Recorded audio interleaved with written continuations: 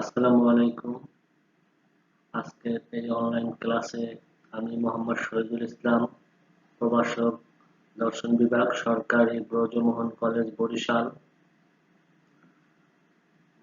Honours তৃতীয় বর্ষের আজকের এই ক্লাসে সকল ছাত্রছাত্রীদেরকে শুভেচ্ছা। আজকের আলোচনার বিষয় হলো কান্ট ও মিলের নীতি দর্শন। পত্র কোড হলো 231707। আজকে আমরা কান্টের নীতি দর্শনের নিয়ে আলোচনা করব। ইতিপূর্বে আমরা কান্টের নীতি দর্শন নিয়ে আলোচনা করেছিলাম এবং সেখানে কান্টের জ্ঞানতাত্ত্বিক জ্ঞানতাত্ত্বিক দিক এবং তার জীবনী এবং সদিচ্ছা নিয়ে আলোচনা করছিলাম। তো আজকে আমরা কান্টের কর্তব্যের জন্য কর্তব্য, মানে তার কর্তব্যের ধারণা নিয়ে আলোচনা করব। তো কর্তব্যের ধারণা নিয়ে আলোচনার পূর্বে আমরা বলতে পারি যে কর্তব্য কি। কর্তব্য বলতে আমরা আসলে কি বুঝি? কর্তব্য কি আসলে কর্তব্য কি কর্তব্য বলতে কি বুঝি সে ব্যাপারে আসলে কর্তব্যের সংজ্ঞা এক কথায় দেয়া যায় না। কর্তব্য হলো আসলে মানুষ যা করতে বাধ্য, তাই হলো কর্তব্য। যা এখন এই বাধ্যবাধকতা আসলে মানুষের বাধ্যবাধকতা বা ঔচিত্য, এটা মূলত মানুষের বাধ্যবাধকতা বাইরে থেকে আসতে পারে, ভিতর থেকে আসতে পারে। তো এখানে কর্তব্য আসলে নৈতিক কর্তব্য মানুষের বাইরে থেকে আসে না। এটা মানুষের কি বলে মানুষের স্বতঃস্ফূর্ত ভাবে আসে নৈতিক কর্তব্য। তো এই ব্যাপারে কয়েকটা উদাহরণের মাধ্যমে আমরা ক্লিয়ার করতে পারি কর্তব্যের ধারণা, মানে কান্টের এই কর্তব্যের ধারণা সম্পর্কে। কর্তব্যের জন্য কর্তব্যের ধারণা, যেমন মনে করা যাক কোনো একটা ছেলে পরীক্ষায় মানে নকল করতেছে। এখন এই নকল করা, সে মনে করতেছে যে নকল করে ভালো ফলাফল অর্জন করবে, ভালো গ্রেড অর্জন করবে। সে এটা মনে করতেছে না যে এটা এই লেখা চুরি করা বা অন্যের লেখা করতে করাটা আসলে অন্যায়, অথবা এতে অন্যের গ্রেডকে উল্টে পাল্টে দেওয়া হয়। এ ধরনের ভিতরে তার এ ধরনের কোনো মানে তার ভিতরে এ ধরনের কোনো বোধ কাজ করে না মূলত। এই এটা হলো কর্তব্যের যে ধারণা, সে কর্তব্যের সাথে সম্পূর্ণ অসঙ্গতিপূর্ণ একটা ধারণা। তো এছাড়াও এরকম হতে পারে কোনো একটা কর্তব্যের সাথে সঙ্গতিপূর্ণ, কিন্তু তারপরে এটা সাক্ষাৎ প্রবণতা থেকে না, কিন্তু তারপরও এটা কর্তব্য না। যেমন আহ, কোনো একজন বিক্রেতা, কোনো একজন দোকানদার, তিনি তার দ্রব্য এক দামে মানে বিক্রি করেন, ন্যায্য মূল্যে বিক্রি করেন। তিনি কারো কাছে কোনো বেশি দাম রাখেন না। যে যিনি অভিজ্ঞ ক্রেতা তার কাছেও রাখেন না, যিনি অনভিজ্ঞ ক্রেতা তার কাছেও রাখেন না। তো আমাদের কাছে স্বাভাবিকভাবে মনে হতে পারে যে এই বিক্রেতা আসলে সে কর্তব্যের দ্বারা পরিচালিত, সে সৎ এবং সে কর্তব্যের দ্বারা পরিচালিত। তো কান্টের মতে, কান্ট এখানে দ্বিমত পোষণ করেছেন। কান্ট বলছেন যে আসলে কান্টের যে যে ধারণা, যে তার এই যে নীতি, এটা আসলে তার আহ, ইচ্ছার নীতির সাথে, কর্তব্যের যে ইচ্ছার নীতি তার সাথে সঙ্গতিপূর্ণ নয়। সে হয়তো এই ধারণা থেকেও জিনিসপত্রের দাম সবার কাছে একই রাখতে পারেন, যে যারা অনভিজ্ঞ তারাও যেন মনে না করে যে আহ, তাদের কাছ থেকে দ্রব্যের দাম বেশি রাখা হচ্ছে। তারা যেন বুঝতে পারে যে যারা অভিজ্ঞ এবং যারা অনভিজ্ঞ সবার কাছ থেকে সমান দামটা নেওয়া হচ্ছে। তার মানে সে এখানে এই যে সততার নীতিটাকে সে ব্যবসার একটা মাধ্যম পন্থা হিসেবে ব্যবহার করেছে, এবং সে এখানে তার আত্মস্বার্থকে সিদ্ধি করার জন্য সে এই পন্থা ব্যবহার করেছে। তো কান্ট বলবেন যে আসলে এটাও আসলে কি কি বলে কর্তব্যের জন্য কর্তব্যের ধারণার সাথে সঙ্গতিপূর্ণ নয়।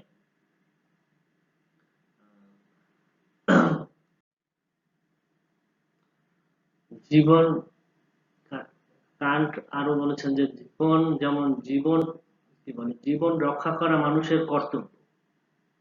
কিন্তু আমরা যদি এই যোগ থেকে জীবন রক্ষা করি যে জীবন রক্ষা করা আমাদের কর্তব্য, কারণ জীবন রক্ষা করতে হবে, আমাদের জীবন রক্ষা করতে হবে এজন্য যাতে আমরা আমাদের আহ স্বার্থ সিদ্ধি করতে পারি, আমরা যেমন ভবিষ্যতে আমাদের আনন্দ সুখ পেতে পারি, আমরা যেন আমাদের ভবিষ্যতে কাঙ্ক্ষিত লক্ষ্যে অর্জন করতে পারি, সেজন্য জীবন রক্ষা করতে হবে। কান্টের মতে এটা নৈতিক নয়, বরং মনে করেন যে কোনো একজন ব্যক্তি যার এমন দুর্ভোগ, হতাশা, দুর্দশা, তীব্র শোক জর্জরিত যে তার জীবনের রক্ষার প্রতি তার আর কোনো আশা নেই, আকাঙ্ক্ষা নেই, বরং তার কোনো বা বেঁচে থাকার জন্য তার কোনো স্বাদও নেই, এমন হতভাগ্য ব্যক্তি ভাগ্যের প্রতি এত বিষণ্ণ যে দেখে তিনি একে অবজ্ঞাপূর্ণ দৃষ্টিতে, এই জীবনকে অবজ্ঞাপূর্ণ দৃষ্টিতে দেখে এবং মৃত্যু কামনা করে, কিন্তু তিনি তারপরও মনে করে যে মৃত্যু কামনা করা সত্ত্বেও তিনি এই প্রবণতা, এই ভয় থেকে আহ, বেঁচে থাকেন যে জীবন রক্ষা করা কর্তব্য, সেই কর্তব্যের থেকে সে জীবনকে বাঁচে থাকে। তার যে জীবনের প্রতি যে বিতৃষ্ণা, জীবনের প্রতি যে তার হতাশা, লাঞ্ছনা, অবজ্ঞাপূর্ণ দৃষ্টি, এই থেকে নয়, বরং আম, আহ, এই থেকে এই থেকে সে পরিত্রাণ পাওয়ার জন্য জীবনকে বিসর্জন দিতে প্রস্তুত, কিন্তু তারপরেও সে কর্তব্যের দিক বিবেচনা করে সে জীবনকে তার রক্ষা করে। মনে করেন যে এই ধরনের জীবন রক্ষা করা এই ধরনের এক্ষেত্রে জীবন তার নৈতিক মূল্য আছে। কিন্তু আমরা যদি জীবনকে এই অর্থে জীবন রক্ষা করে এই অর্থে যে আমাদের যে কাঙ্ক্ষিত লক্ষ্য আছে, আমাদের যে উদ্দেশ্য আছে, সেই উদ্দেশ্য পূরণ করার জন্য আমাদের জীবন রক্ষা করতে হবে, তাহলে তার কোনো নৈতিক মূল্য নাই। যেমন আহ, কান্ট আরো একটা উদাহরণের মাধ্যমে দেখিয়েছেন যে যে কোনো ব্যক্তি যদি এমন হয় যে তার উম, আহ, মানুষ মানুষের প্রতি যে দায়িত্ব কর্তব্য এটা পালন করে, মানুষের প্রতি সাহায্য করেন, কোনো অহমিকা বা চাওয়া পাওয়া থেকে নয়, আত্মস্বার্থের দিক থেকে নয়, বরং মানুষের মনে যে তিনি আনন্দ বিলিয়ে দেন এই কাজটি করেন, কিন্তু সেটা আসলে এই কাজটা করাটাও কিন্তু আসলে কর্তব্যের সাথে সঙ্গতিপূর্ণ, কিন্তু মনে করেন যে এই কাজটাও কিন্তু মানুষের বিবেচনার যোগ্য। যদি যদি কোনো প্রকার চাওয়া পাওয়া ছাড়া, কোনো প্রকার ফল লাভের ইচ্ছা ছাড়া তিনি যদি এই মানব হিতৈষী কাজ করেন, তাহলে তার মূল্য আছে। কিন্তু সে যদি এই ইচ্ছা থেকে কাজ করেন যে তার নিজের আত্মতৃপ্তি, নিজের সুখে নিজের আত্মতৃপ্তি পাওয়ার ইচ্ছা থেকে মানুষের সহযোগিতা করেন, মানুষের প্রতি সাহায্য করেন, মানুষের প্রতি তিনি মহানুভবতা প্রদর্শন করেন, তাহলে কান্টের মতে তার কোনো নৈতিক মূল্য নেই। কান্ট আরো একটি উদাহরণের মাধ্যমে তার এই বিষয়টা ব্যাখ্যা করেন। অন্য একটি উদাহরণে বলেন যে যদি ওই ব্যক্তি, ওই মানবহিতৈষী ব্যক্তি যে এমন একটা পরিস্থিতির ভিতরে, এমন একটা পরিবর্তনের ভিতর দিয়ে তার এমন একটা তীব্র শোকে জর্জরিত যে তিনি নিজের সমস্যায় এখন তিনি নিমজ্জিত, নিজেই এখন সমস্যাগ্রস্ত এবং সমস্যা নিয়ে সে খুব ব্যস্ত, এবং তার অন্যের দুঃখ কষ্টের প্রতি সহানুভূতি প্রদর্শন করার তার সামান্য মাত্র সময় নেই, কোনো সময় নেই। তো এরকম বলেন যে এরকম সময়ে যদি ওই মানব হিতৈষী ব্যক্তি যদি অন্যকে সাহায্য করার কোনো মানব হিতৈষী ব্যক্তির মধ্যে অন্যকে সাহায্য করার কোনো ইচ্ছাই নেই, কোনো বাসনাই নেই, তবু এই এই যে অনুভূতি বাসনা নেই, তার বাসনা নেই, তার কোনো এখান থেকে এই মানুষের উপকার করে কোনো কিছু, কোনো কি বলে, কোনো তার কোনো সন্তুষ্টি লাভ করার ইচ্ছা বিন্দু মাত্র নেই। তো এইরকম এই অনুভূতি এই অবস্থায় সে নিজেকে মুক্ত করে, সে যদি এটা চিন্তা করে যে মানুষের প্রতি সাহায্য, মানুষের প্রতি মহানুভবতার হাত বাড়িয়ে দেওয়া আমাদের কর্তব্য, এবং সেই বিশুদ্ধ চিন্তা থেকে যদি সে মানুষকে সাহায্য করে, তাহলে কান্ট বলেন যে এখানেই কর্তব্যের জন্য কর্তব্য এই যে মানে পরিচালিত হয়েছে, এবং এটা নৈতিক দিক থেকে নৈতিক দিক থেকে এটা কি বলে, নৈতিক দিক থেকে এটা ভালো, এবং এটা বিশুদ্ধ নৈতিক দিক থেকে মূল্যায়নযোগ্য। কিন্তু এই মূল্যায়ন, একজন ব্যক্তির এই নৈতিক মূল্য রয়েছে তার, তিনি যখন মূল্য রয়েছে তখনই যখন তিনি এই কর্তব্য দ্বারা উদ্বুদ্ধ হন, অন্য কিছু দ্বারা না। কর্তব্যের দ্বারাই তিনি মানে কোনো কিছু কোনো কাজের নৈতিক মূল্য ঠিক তখনই থাকে যখন তিনি কর্তব্যের দ্বারা উদ্বুদ্ধ হন, অন্য কিছু না। কোনো প্রবণতা না, কোনো অন্য কোনো নিজের কোনো তৃপ্তি পাওয়ার ইচ্ছা না, কোনো প্রবৃত্তি না, অথবা প্রবৃত্তি সৎ জিনিস অন্য কিছু না, কেবলমাত্র কর্তব্য থেকেই তার এই কাজ মানে কোনো কাজ করতে উদ্বুদ্ধ হন, তাহলেই সেটা নৈতিক দিক থেকে মূল্যায়নযোগ্য, এবং সেটা নৈতিক দিক থেকে ভালো। তো কর্তব্য, কর্তব্যের সাথে কোনো অন্য কোনো বিষয়কে জড়িত করা যাবে না। কর্তব্যের সাথে কোনো বিষয়কে জড়িত করা যাবে না। কর্তব্য হলো একটা একক উদ্দেশ্য, এবং এর সাথে কোনো অন্য কোনো কিছুকে আহ, একত্রীভূত করা যাবে না। কান্টের মতে কেবলমাত্র কর্তব্যবোধ থেকে সম্পাদিত কাজের মানে কর্তব্যবোধ থেকে যে কাজ করা হয় তারই নৈতিক মূল্য আছে। মানে কর্তব্যবোধের বাইরে, কর্তব্যবোধ থেকে আহ, বাইরে বাইরে যে কাজ করা হয় তার কোনো নৈতিক মূল্য নেই। এমনকি কোনো কাজ কর্তব্যবোধ থেকে সম্পাদিত হয়েছে কিনা এমন যদি প্রশ্ন ওঠে, এবং সেটা যদি স্পষ্ট না হয় যে এটা কর্তব্যবোধ থেকে সম্পাদিত হয়েছে কিনা, তাহলে মানে সেটাও নৈতিক নয়। আমরা ইতিপূর্বে যে উদাহরণগুলো দিয়েছি যে যে কিছু বিষয় আছে কর্তব্য থেকে উদ্ভূত, আবার কিছু বিষয় আছে যোগ থেকে, কিছু বিষয় আছে কর্তব্যের সাথে সঙ্গতিপূর্ণ কিন্তু আবার যোগও নয়, কিন্তু অন্য কোনো কিছু পাওয়ার ইচ্ছে থাকে, সেগুলো সেগুলো সেগুলো নৈতিক মানে কি বলে, সেগুলোরও নৈতিক মূল্য নাই। তো মূলত এই যে ভালো কাজ মানে হিতকর কাজ এবং প্রত্যক্ষ অনুরোধ বা যোগ, এগুলো কোনো কোনো থাকলেই ভালো কাজের সাথে সেগুলো নৈতিক মূল্যায়ন নাই। কেবলমাত্র ভালো কাজ হতে হবে এবং সেটা কর্তব্য বোধ থেকে উৎসারিত হতে হবে। ভালো কাজ মানে হিতকর কাজ, মঙ্গলজনক কাজ, নৈতিক দিক থেকে ঔচিত্যমূলক কাজ সেটা। এবং কর্তব্য একটা একক উদ্দেশ্য, এর সাথে অন্য কোনো কিছু সংমিশ্রণ নেই। তো আত্মবাদ, আত্মবাদ আমাদের সাধারণত নিজেদের সুখের জন্য, নিজেদের মঙ্গলের জন্য কাজ করতে উদ্বুদ্ধ করে। এক্ষেত্রে আহ, অপরের অপরের মঙ্গলকে, অপরের শুভকে গুরুত্ব দেয় না। কিন্তু এজন্য কান্ট বলেন যে এই আত্মবাদও নৈতিক দিক থেকে সমর্থনযোগ্যতা, নৈতিক দিক থেকে গ্রহণযোগ্য নয়। আবার পরার্থবাদও মানুষের আহ, মানুষের নিজেকে নিজেকে নিজের নিজের মঙ্গলের কথা, নিজের ঔচিত্যের কথা, নিজের ঔচিত্য করা, নিজের মঙ্গলের কথা তুচ্ছ করে অপরের পরের মঙ্গলের জন্য কাজ করতে উদ্বুদ্ধ করে, এবং আহ, পরের ভালো, পরের পরের হিতকর কাজের জন্য সে উৎসাহিত করে। তো মনে করেন যে এই আত্মবাদ পরার্থবাদ কোনোটাই আসলে আমাদের কর্তব্যবোধ থেকে নয়, বরং এমন এক কর্তব্যবোধ থেকে এমন একটা বিষয় যেখানে আত্মবাদও থাকবে না, পরার্থবাদও থাকবে না, বরং বলা যায় আত্মবাদ পরার্থবাদ দুইটার সমন্বয়ে যেখানেই থাকুক, বরং এর সাথে কর্তব্যের একটা বিশুদ্ধ কর্তব্যের ধারণা থাকবে, তখনই হলো কাজটা নৈতিক দিক থেকে নৈতিক হবে, তখনই কাজটা নৈতিক হবে।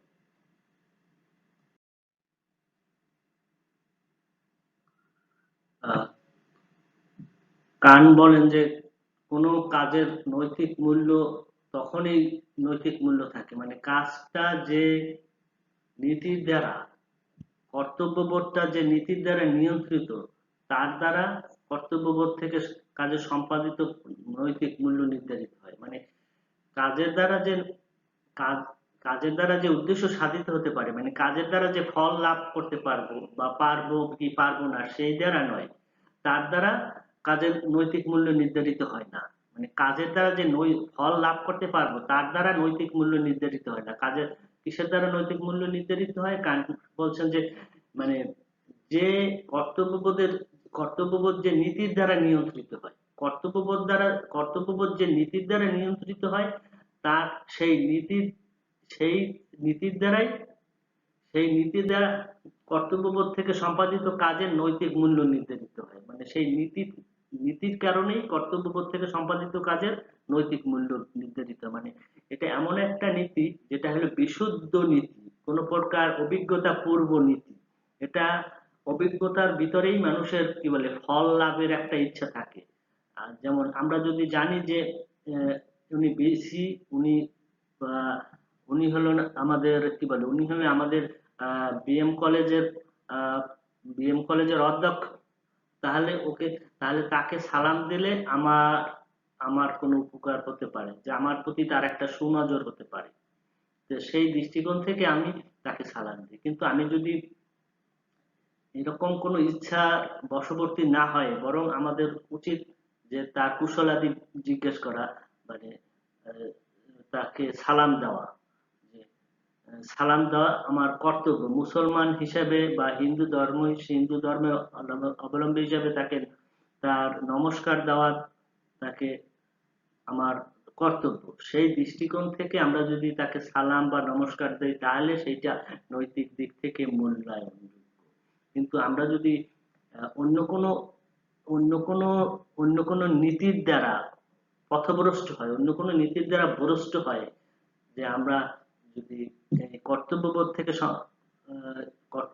থেকে আহ, কর্তব্যবোধের যে নীতি সেই নীতির দ্বারা নিয়ন্ত্রিত না হয়, সেই নীতির দ্বারা পরিচালিত না হয়, অন্য কোনো কিছুর দ্বারা পরিচালিত হয়ে আমরা যদি কাজ করি, তাহলে সেই কর্তব্যবোধ থেকে যে কাজ করা হয় সেটা আর কোনো মূল্য থাকে না। সে কাজ মানে সে কাজ কর্তব্য নৈতিক নয় কান্টের মতে। মানে কান্ট বলেন যে আমাদের যে উদ্দেশ্য সেই উদ্দেশ্য বাস্তবায়নের কারণে কাজের নৈতিক মূল্য থাকে না।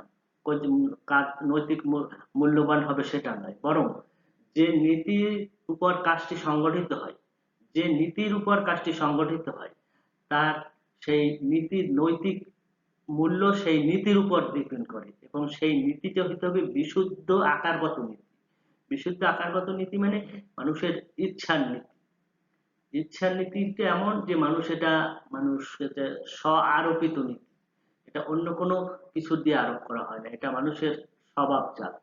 এবং কোনো উদ্দেশ্য বা বিষয়বস্তু বাস্তবায়নের সাথে এই ইচ্ছার নীতির সম্পর্ক নেই। কোনো উদ্দেশ্য বা বিষয়বস্তু বাস্তবায়নের সাথে এই ইচ্ছার নীতির সম্পর্ক নেই।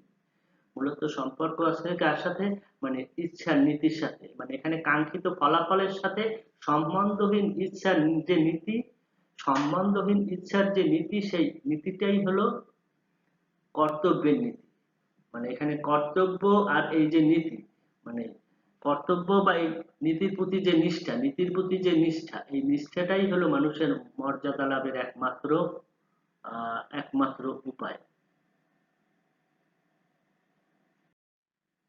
তাই তাই তাই বলা যায় মানুষের মানে যে মর্যাদা, মানুষের যে মনুষ্যত্বের যে মর্যাদা, সে মর্যাদা কিসে হয়? সে মর্যাদাটা হয় এই যে নীতি, এই কর্তব্যের নীতির কারণেই। এবং এই কর্তব্যের নীতির প্রতি নিষ্ঠাবান থাকলেই মানুষ মানুষ মনুষ্যত্ব বোধের কারণে মানুষ মর্যাদার আসনে অসীন হয়। মানুষ মর্যাদার আসনে অসীন হয়, না হলে মানুষ তার মর্যাদা অক্ষুণ্ণ রাখতে পারে না। মূলত এই যে ইচ্ছার নীতির প্রতি নিষ্ঠা প্রদর্শনের কারণেই সে মর্যাদার আসনে অসীন হয়। তো excuse me, তো এই জন্য ইচ্ছার নীতিটা মূলত অভিজ্ঞতা পূর্ব আকার এবং অভিজ্ঞতা নির্ভর বস্তুগত আকার, এই দুইটার সমন্বয়। তো অভিজ্ঞতা পূর্ব আকার কি কারণে? ইচ্ছার নীতিটা হলো এমন যে ইচ্ছার নীতিটা আমরা যে কর্তব্য, এই কর্তব্যটা আমরা আমাদের বিশুদ্ধ ধারণা থেকে, আমাদের বিশুদ্ধ ধারণা মানে আকারগত ধারণা থেকে আমরা জানি, এবং এটাকে আমরা প্রয়োগ করি কোথায়? আমাদের অভিজ্ঞতার জগতে, আমাদের বস্তুর জগতে। বস্তুর জগতে প্রয়োগ করি, কিন্তু সেই প্রয়োগ করি এই এজন্য যে এখান থেকে, এজন্য প্রয়োগ করি না যে এর থেকে আমরা কোনো পরিণতির কথা বিবেচনা করি। আমরা পরিণতিহীন, মানে কোনো প্রকারের ফলাফল লাভের চিন্তা ব্যতীতই আমরা বস্তু জগতে এটা প্রয়োগ করি, কেবলমাত্র কর্তব্যের খাতিরে এটা আমরা প্রয়োগ করি। অভিজ্ঞতা পূর্ব এই যে কর্তব্যের ধারণা, ইচ্ছা নীতির ধারণা, এটা প্রয়োগ করি। তো এজন্য এই ইচ্ছা নীতিটা হলো মূলত মানুষের, এই জন্য ইচ্ছা নীতির ভিতরে এক মানে একটা হলো অভিজ্ঞতার দিকে, অভিজ্ঞতা পূর্ব বিষয় আছে, আর একটা আছে অভিজ্ঞতা ভিত্তিক বিষয়। অভিজ্ঞতা পূর্ব বিষয় হলো এটা অভিজ্ঞতা পূর্বভাবেই আমাদের ভিতরে এই কর্তব্যের ধারণাটা থাকে, এটা হলো অভিজ্ঞতা পূর্ব, এবং এটা আমরা এদের প্রয়োগ করি কোথায়? আমরা প্রয়োগ করি এই বস্তুর জগতে, আমাদের অভিজ্ঞতার জগতে, আমাদের এই পারিপার্শ্বিক, আমাদের চারপাশের এই বস্তুগত জগতে। এই কারণে এই ইচ্ছার নীতিটা মূলত এই অভিজ্ঞতা ভিত্তিক এবং অভিজ্ঞতা পূর্ব, এই দুইটা দিকের সমন্বয়। তো এজন্য কর্তব্যর সাথে মানুষের মানে কোনো প্রকার পরিণতির সাথে, কোনো প্রকার ফলাফলের সাথে কোনো সংযুক্তি নেই। আমরা কোনো কিছু পালন করব, কারণ কারণ এটা কর্তব্য, এই জন্য আমরা পালন করব। হলো কর্তব্য এবং ইচ্ছার নীতি, কর্তব্য এবং মানুষের যে ইচ্ছার নীতি এক, অভিন্ন। ইচ্ছার নীতি এবং কর্তব্য এক, অভিন্ন, এর সাথে কোনো পার্থক্য নেই। ইচ্ছা হইল বিশুদ্ধ ইচ্ছার নীতি, বিশুদ্ধ ইচ্ছার নীতি, যার সাথে ফলাফল লাভের কোনো ফলাফল লাভের কোনো বিষয় থাকবে না। তো এজন্য এই জন্য আমরা কর্তব্য পালন করি, কারণ এটা আমাদের কর্তব্য, সেজন্যই আমরা পালন করি। আর কর্তব্য হলো আইনের প্রতি শ্রদ্ধাবোধ থেকে কাজ করার আবশ্যকতা, মানে আইন আইন যা বলে সেই অনুযায়ী কাজ করা, বা আইনের প্রতি আমাদের শ্রদ্ধাশীল থাকাই হলো কর্তব্য। আইনকে অমান্য করা হলো আমাদের অশ্রদ্ধা করা। আর অশ্রদ্ধা করলে মানুষের যে সম্মান, সে সম্মান অক্ষুণ্ণ থাকে না, মানুষের তখন সম্মান বুলণ্ঠিত হয়। তো কর্তব্য হলো আইনের প্রতি এই শ্রদ্ধা বোধ থেকে কাজ করার আবশ্যিকতা, কাজ করার আহ, অনিবার্যতা। তো কর্তব্য ও আইনের প্রতি শ্রদ্ধা পরস্পর, এ কারণে কর্তব্য আর আইনের প্রতি শ্রদ্ধা পরস্পর, এ কারণে কর্তব্য আইনের প্রতি শ্রদ্ধা পরস্পর একে অপরের সাথে সম্পর্কযুক্ত। মানে কর্তব্য যেখানে আছে সেখানে আইনও আছে। আইন কি? আইন হলো যোগের বিপরীত। আইন কি? আইন হলো যোগের বিপরীত। মানে যোগ কি? যোগ হলো কোনো ব্যক্তিগত পছন্দ, অপছন্দ, উপকার, আবেগ, প্রেম, মানে ভালো লাগা, কামনা, বাসনা, এইগুলা থেকে উদ্বুদ্ধ হয়ে মানুষ যে কাজগুলো করে সেগুলাই মূলত যোগের বশবর্তী হয়ে কাজ করা। আর আইন হলো এগুলার বিপরীত। আইন হলো বিশুদ্ধ, সেখানে কোনো প্রকারের কোনো প্রবৃদ্ধি থাকবে না, প্রবৃদ্ধি সদৃশ কিছু থাকবে না, সেটাই হলো আইন। আর জীববৃত্তি হলো মানুষের যোগের বৃত্তি। জীববৃত্তি দ্বারাই মানুষ মানে এই কি বলে যোগের যোগ যোগের মানে যোগের দিকে ধাবিত হয়।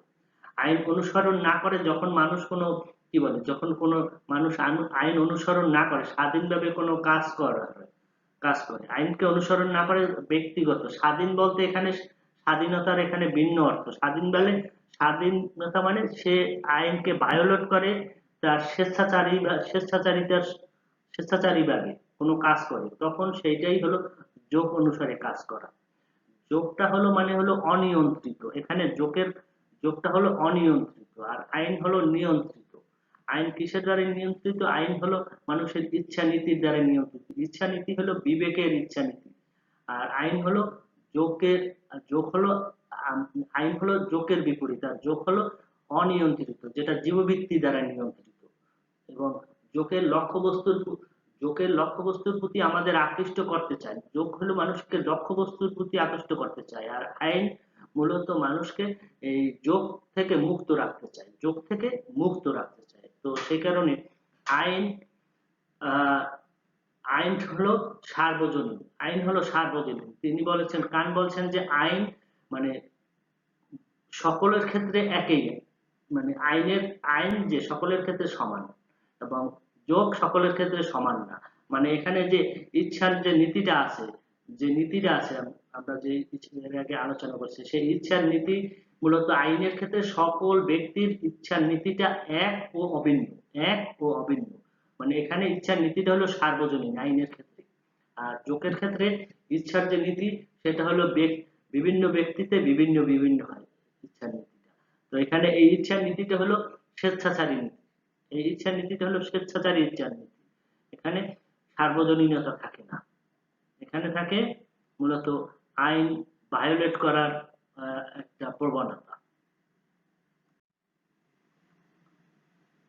আইনের ভিতরে যে সার্বজনীন যে দিকটা আছে, সেই সার্বজনীন দিকটি মানে কাজের মাঝে একটা সাধারণ বৈশিষ্ট্য তৈরি করে। সাধারণ আইনের মধ্যে মানে সব আইনের ভিতরে একটা সার্বজনীন দিক আছে, এবং এই সার্বজনীন বিষয়টাই কাজের মাঝে একটা সাধারণ বৈশিষ্ট্য তৈরি করে, এবং এই সাধারণ বৈশিষ্ট্যটা এই এই সকল ধরনের কাজকে একই শ্রেণীভুক্ত করে। অর্থাৎ কাজগুলোর মাঝে একই শ্রেণীভুক্ত করে, মানে কাজগুলোর ভিতরে একটা বাধ্যবাধকতার সৃষ্টি করে, বাধ্যবাধকতা বা অস্তিত্ব বোধের একটা ধারণা সৃষ্টি করে। ঠিক আছে? তো এই তাহলে এই যে আইনেই সবাইকে, আইনেই একটা সাধারণ বৈশিষ্ট্যের সৃষ্টি করে, একটা বাধ্যবাধকতার সৃষ্টি করে। তো যেমন মানে সকল ক্ষেত্রে আইন আছে বিধায়, যেমন আমরা যে প্রতিজ্ঞা, মানুষের সাথে মানুষের যে প্রতিজ্ঞাবদ্ধ হয়, সেই প্রতিজ্ঞা ভঙ্গ করা কিন্তু এটাও কিন্তু একটা আহ বেআইন, মানে আইন বিরোধী কাজ। কারণ এখানে একটা সার্বজনীন দিক আছে। আবার এই যে মানুষের কাছ থেকে ঋণ দিলে ঋণ পরিশোধ করা, এই ঋণ পরিশোধ করাটাও কিন্তু একটা কিন্তু আইন আইন বিষয়ক কাজ, মানে একটা আইনের ভিতর একটা পড়ে। এখানে একটা আইনের একটা যে সাধারণ বৈশিষ্ট্য আছে, সেই সাধারণ বৈশিষ্ট্য বাধ্যবাধকতার ভিতরে পড়ে। সত্য কথা বলা, মিথ্যা কথা না বলা, অন্যের চুরি না করা, গীবত না করা, ঠিক আছে? এই জিনিসগুলো কিন্তু আসলে এই আইনের যে সাধারণ বৈশিষ্ট্য আছে, সেই বৈশিষ্ট্যের কারণেই, সাধারণ বৈশিষ্ট্য বলতে বাধ্যবাধকতার বৈশিষ্ট্য, সেই বাধ্যবাধকতার বৈশিষ্ট্য কারণেই এখানে এই কাজগুলোর ভিতরে একটা সাধারণ বিষয়, সাধারণ বৈশিষ্ট্য লক্ষ্য করা যায়। এবং এই সাধারণ নীতিটাই হলো ঔচিত্যবোধ বা বাধ্যবাধকতার নীতি, কোনো পরিণতি লাভের নীতি নাই। এবং বুদ্ধিভিত্তিক সত্তার ইচ্ছাবৃত্তির যে আদেশ, মানে আমাদের যে, আমরা তো বুদ্ধিভিত্তিক জীব, এই যে ইচ্ছাবৃত্তির যে আদেশটাই হলো আইন। আমাদের ইচ্ছা, আমাদের ইচ্ছে এমন হবে যে, মানে কান্টের মতে আমাদের ইচ্ছা এমন হবে যে আমাদের ইচ্ছাটা যেন আমার যে ইচ্ছা করে সেটা যেন অন্যেরও ইচ্ছা করতে পারে। এটাই হলো এটাই হলো ইচ্ছার নীতি। ইচ্ছার নীতিটা হলো আমার যে ইচ্ছা, সেটা যেন সেই ইচ্ছাটা যেন অন্য সকলেই সেই ইচ্ছা করতে পারে, এবং সেই ইচ্ছা করাটা সমীচীন হয়। সেটাই হলো ইচ্ছার নীতি। এবং এই আইন, এই কারণে এই আইন কোনো শর্তের অধীন নয়, এই ইচ্ছাটা কোনো শর্তের অধীন নয় যে আমি এই ইচ্ছাটা করব এই কারণে যে এই কারণে ইচ্ছা করবো, অন্যরাও ওই কারণটা যদি উপস্থিত থাকে, তাহলে ওই অন্যরা ওই ইচ্ছাটা করতে পারবে, এরকম না। এই ইচ্ছাটা হলো শর্তহীন ইচ্ছা। মানে আইন যে কোনো প্রকার, এই কারণে আইন হলো যে কোনো প্রকার চাপ মুক্ত, যে কোনো প্রকারে কোনো আইনের ভিতরে কোনো চাপ থাকবে না, আইনের ভিতরে কোনো চাপ থাকবে না, কোনো মানে চাপ বলতে এখানে সমাজের চাপ, পারিপার্শ্বিক চাপ, অথবা ব্যক্তিগত চাপ, ব্যক্তির চাওয়া পাওয়ার চাপ, পারিবারিক চাপ, অন্যের আত্মীয় স্বজনের চাপ, এই আইনের ভিতরে কোনো প্রকারের রাষ্ট্রের চাপ, ঠিক আছে, গোত্রের চাপ, এগুলো থাকবে না। আইন হলো সব প্রকার চাপ মুক্ত, মানে এটা হলো নিঃশর্ত। তো আগেই বলছি যে আইনটা হবে সর্বপ্রকার চাপ মুক্ত, এবং আইনটা হবে মানুষের নিজের দ্বারা আরোপিত, এটা বাইরে কেউ আরোপ করবে না, এটা কোনো ব্যক্তি বা কোনো ব্যক্তির উপর আরোপ করতে পারবে না। এই আইনটা রাষ্ট্র কারো উপর আরোপ করবে না, এই এই আইনটা পরিবার কারো উপর আরোপ করবে না, এটা আরোপ করবে কে? আরোপ করবে ব্যক্তির উপর আরোপ করবে, মানে স্ব আরোপিত।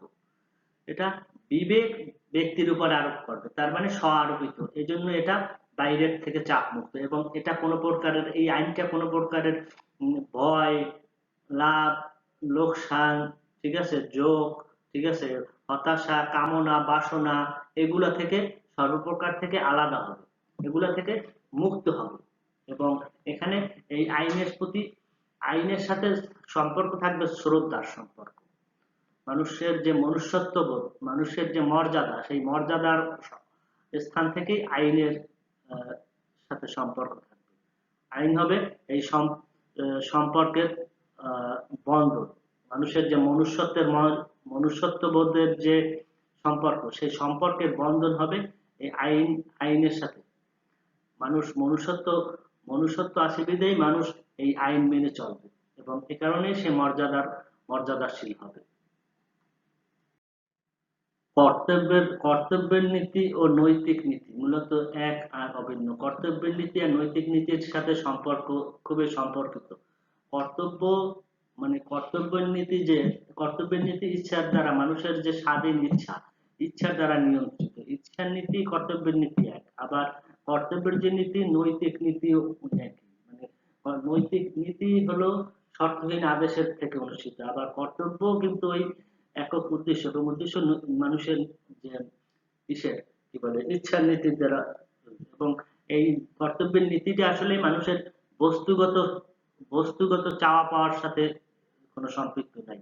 এটা হলো মানুষের একটা বিশুদ্ধ নীতি, এবং বিশুদ্ধ নীতি বিশুদ্ধ আকারগত নীতি। মানে এখানে এই আকারটা মানুষকে অভিজ্ঞতাপূর্ব আকার, এখানে কোনো সহজাত মানে বিষয় নাই, অথবা মানুষকে সহজাত বিষয় আছে।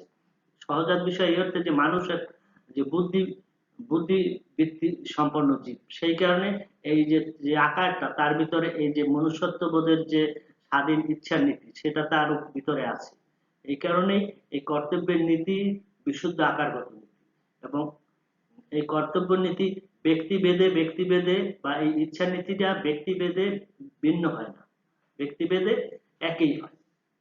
সব ব্যক্তিতে এই কর্তব্যের নীতি এক, অভিন্ন, সেটা আমরা পূর্বে আলোচনা করেছি। এবং অনুরূপভাবে নৈতিক নীতিও কিন্তু মানুষের শর্তহীন আদেশ থেকে অনুষ্ঠিত। শর্তহীন আদেশ থেকে কি?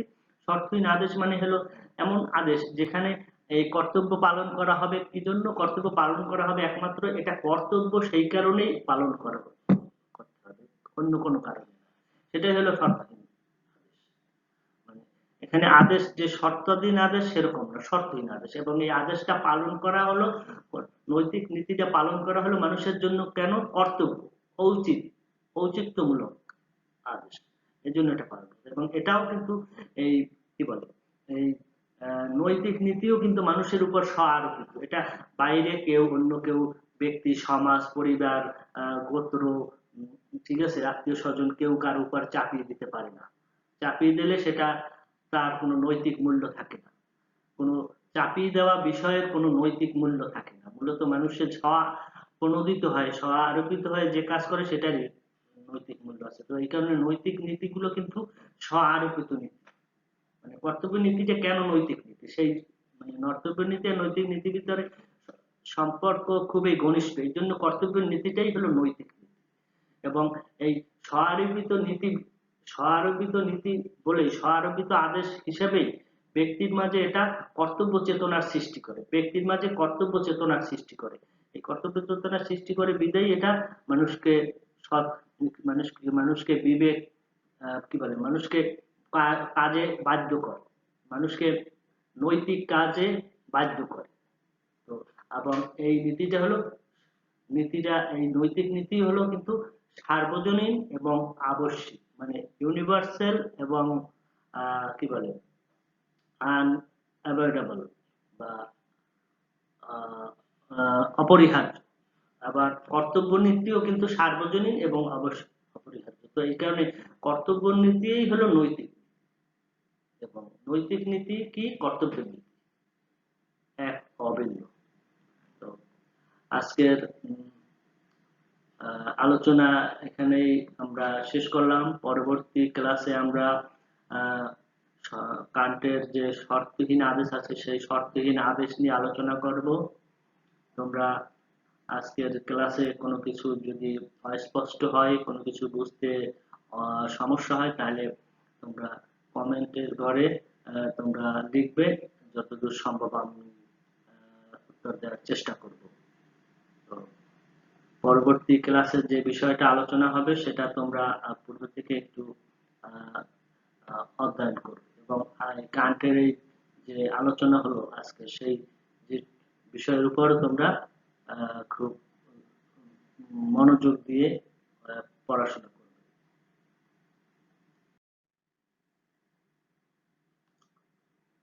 তো আজকের ক্লাস আজকে এখানেই আমি সমাপ্ত করলাম। সকলে ভালো থাকবে, সুস্থ থাকবে, স্বাস্থ্যবিধি মেনে চলবে এবং সকলে বাড়িতে বসে যে যেখানে আছে সেখানে বসে পরীক্ষার প্রস্তুতি নিতে থাকো এবং পড়াশোনা করতে থাকো। সবাই ভালো থাকো, সুস্থ থাকো। আল্লাহ হাফেজ।